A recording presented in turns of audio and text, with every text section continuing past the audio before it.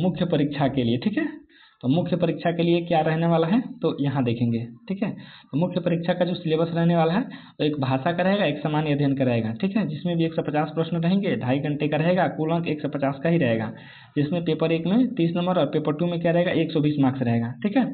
तो जो पेपर 1 रहेगा 1 से 5 के लिए, 1 से 5 के लिए यहाँ देखेंगे तो भाग 1 में आपको क्या करना है, अंग्रेजी एवं हिंदी या उर्दू दोनों में से जो आप सेलेक्ट करेंगे, या बांग्ला भी रहेगा, भाषा का व्यवहारिक ज्ञान होना चाहिए।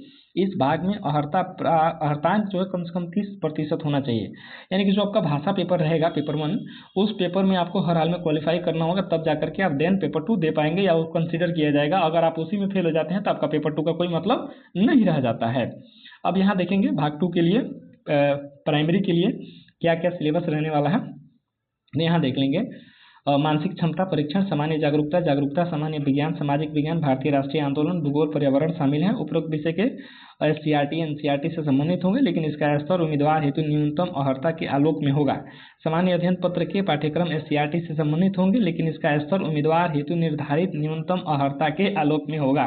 भले NCERT SCRT से रहेगा, लेकिन जो क्वेश्चन होगा ना उसका लेवल अच्छा रहेगा, कहने का मतलब ये हुआ। अब हम बात करते हैं मध्य विद्यालय के लिए 6 से 8 के लिए टीचर का जो सिलेबस होने वाला है वो क्या होगा। तो यहाँ उसका देख लेंगे, सेम उसका भी वही है कि जो पेपर 1 होगा वो 30 मार्क्स का होगा। उसके बाद से देखेंगे भाग 2 एक होगा जो 40 मार्क्स का होगा, और भाग 3 होगा जो 80 मार्क्स का होगा। अब पेपर 1 जो होगा वो भी देखेंगे लैंग्वेज पेपर होगा, जिसमें कि अंग्रेजी आपको लेना है या हिंदी लेना है। जिस अंग्रेजी एवं हिंदी, अंग्रेजी के साथ साथ हिंदी तो रहेगा ही, हिंदी के अलावा आप उर्दू ले सकते हैं या उसके अलावा बांग्ला ले सकते हैं, ये आपकी मर्जी का है। लेकिन अंग्रेजी और एक कोई सब्जेक्ट, चाहे हिंदी ले लीजिए, चाहे उर्दू ले लीजिए, चाहे बांग्ला ले लीजिए, लेकिन अंग्रेजी तो रहेगा ही रहेगा, ठीक है।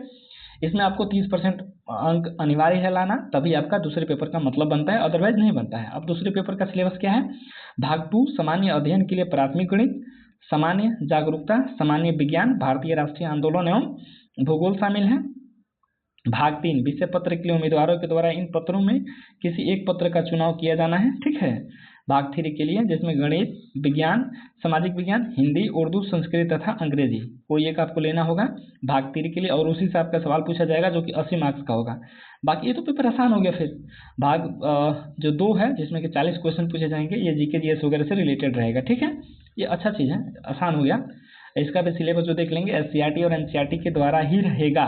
अब यहाँ पे हम देखेंगे जो 9-10 के लिए 9-10 का क्या रहने वाला है। 9-10 का भी सेम वही चीज़ है, 150 क्वेश्चन होंगे, 2.5 घंटे का होगा, 150 मार्क्स का होगा, जिसमें भाग 1 जो होगा और क्वेश्चन पेपर जो होगा वो 3 भागों में बटा होगा, पार्ट 1, पार्ट 2, पार्ट 3। तो पार्ट 1 के 30 क्वेश्चन होंगे, भाग 2 में 40 क्वेश्चन होंगे, 30, 40, 70 और 80 आपके 150 क्वेश्चन हो गए।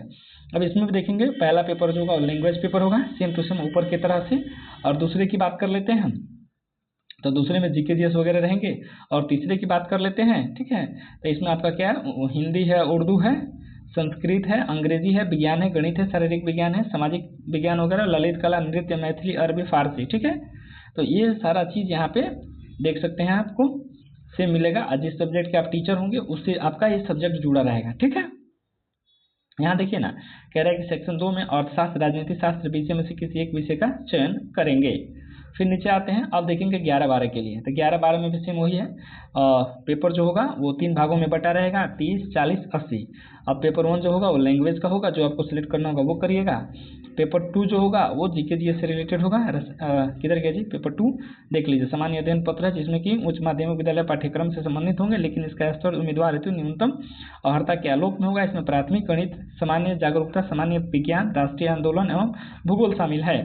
उसके बाद से भाग 3 देख लेंगे, जिस विषय के रूप में पत्रों में किसी एक पत्र का चुनाव किया जाना, जैसे हिंदी, अंग्रेजी, जिस सब्जेक्ट का आपको 11-12 में टीचर बनना है, जिस सब्जेक्ट आपने मास्टर डिग्री किया है वो आप यहाँ पर सेलेक्ट करेंगे, जिसमें कि भोजपुरी, मगही, मैथिली, पाली, प्राकृत, अरबी, फारसी, भौतिकी, रसायन, राजनीति, भूगोल, ठीक है। ये सब्जेक्ट में जो आप सेलेक्ट करेंगे, जिस पे आपकी अच्छी पकड़ होगी, जिससे आपने स्टेट क्वालिफाई किया होगा, जिससे आपने मास्टर किया होगा, उसको आप सेलेक्ट करेंगे। और जो एग्जाम का क्वेश्चंस का लेवल होगा वो उम्मीदवारों के न्यूनतम अर्हता के आलोक में होगा। फिर एक चीज़ देखेंगे, यहाँ पे कह रहा है कि सभी पदों से ली जाने वाली मुख्य परीक्षा वस्तुनिष्ठ एवं बहुविकल्पीय होगा, MCQ ऑब्जेक्टिव होगी। परीक्षा की अवधि 2 घंटे की होगी, कुल अंक 150 के होंगे, प्रत्येक प्रश्न 1 अंक का होगा और 1/3 निगेटिव मार्किंग होगी। BPSC ने हाल ही में, क्योंकि BPSC का जो एग्जाम होता है ना उसमें A, बी, सी, डी और ई ऑप्शन आता है। तो पहले क्या होता था कि कोई आदमी, जैसे कि मान लीजिए कि मुझे ए बी सी डी में सवाल का मालूम नहीं, तो मैं इसको छोड़ करके स्किप कर जाता था, आगे बढ़ जाता था। लेकिन बीपीएससी ने एक नोटिस निकाला और बोला कि यदि आप किसी सवाल का जवाब नहीं देना चाहते हैं तो आपको खाली नहीं छोड़ना है, ई वाला हर हाल में एक कलर करना ही करना है, ठीक है। तो आप यहाँ से देखेंगे, अगर आप कोई छोड़ देते हैं तो आपका 1/3 काट लिया जाएगा, यानी हर हाल में आपको जवाब देना ही देना है, ठीक है। इसीलिए अब आपसे भरवाना पड़ेगा, ठीक है। देख सकते हैं यहाँ पे कह रहा है कि यदि कोई अभ्यर्थी पांचों विकल्प A B C D E में से किसी एक विकल्प का चयन नहीं करता है तो ऐसे में प्रत्येक अनुत्तरित प्रश्न पर नकारात्मक अंकन किया जाएगा, यानी 1/3 माइनस मार्किंग काट लिया जाएगा। अर्थात जिसको आपको जवाब नहीं देना है कम से कम ई तो गोला जरूर कर दीजिएगा। ये चीज़ जो भी एग्जाम में तैयारी कर रहे हैं ना बीपीएससी को, उनको ये चीज़ पता है। और ये ज़्यादा नहीं, 1 से 1.5 साल पहले ऐसा नियम निकाला गया। और ऐसा क्यों निकाला गया मैं वो भी बता रहा हूँ। इसलिए निकाला गया है क्योंकि बहुत सारे ऐसे कैंडिडेट्स थे ना जिनका पैर भी रहा करता था ना, वो कोई भरते नहीं थे, छोड़ देते थे और अंदर जा करके वो OMR रंगवा लेते थे। फिर आयोग ने क्या किया कि अगर ऐसे काउंट कर देने से रंगने का कोई मतलब ही नहीं रह जाता है, तो उस पर पाबंदी लगाने के लिए सरकार ने ऐसा नियम लाया, ठीक है। देख सकते हैं कि इसका मेरिट कैसे बनेगा, ठीक है। मेरिट आप देख लेंगे, जो एग्जाम पेपर 2 होगा ना मुख्य परीक्षा, उसी के आधार पे मेरिट बनेगा। पेपर 1 का कोई मतलब नहीं बनता है, ये चीज़ ध्यान रखिएगा। पेपर 1 क्या है, बस एक कंपटीशन एग्जाम का देने का है, ठीक है। उसके बाद से देखेंगे यहाँ पे वर्णमाला के अनुसार जो नाम होगा उसके अनुसार वरीयता शुरू में दिया जाएगा, ठीक है। फिर नीचे आते हैं साक्षात्कार, इसमें कोई इंटरव्यू नहीं है। अन्य निर्देश देख सकते हैं, इसमें भी कुछ नहीं है, ठीक है। फिर नीचे आते हैं, यहाँ देख सकते हैं आपका कौन सा कोटि है, उस कोटि के हिसाब से। फिर नीचे आते हैं और प्रमाण पत्रों की जांच शुल्क देख सकते हैं। एग्जामिनेशन फी जो होगा मात्र 100 रुपया है, ठीक है। फिर नीचे आते हैं, देख सकते हैं कि जो फॉर्म होगा 1/9 से शुरू हो रहा है, 1 सितंबर से 29/9 तक फॉर्म भरा जाएगा। 1 महीने आराम से भरिए, कोई दिक्कत नहीं है, ठीक है। आवेदन का अंतिम तिथि 30/9, 29 दिन आपको भरने का दिया जाएगा, ठीक है। फिर नीचे आते हैं और कोई दिक्कत नहीं है, सब फॉर्म भरने का प्रोसेस दिया हुआ है बीपीएससी की तरफ से, क्या क्या डॉक्यूमेंट लगने वाले हैं। आपने वीडियो देखा, आपको जो कोई डाउट होता है आप कमेंट करिए, कमेंट में आपकी पूरी मदद की जाएगी। अपडेट के लिए चैनल को सब्सक्राइब कर लीजिए। मिलेंगे फिर किसी इन्फॉर्मेटिव वीडियो के साथ, तब तक के लिए धन्यवाद।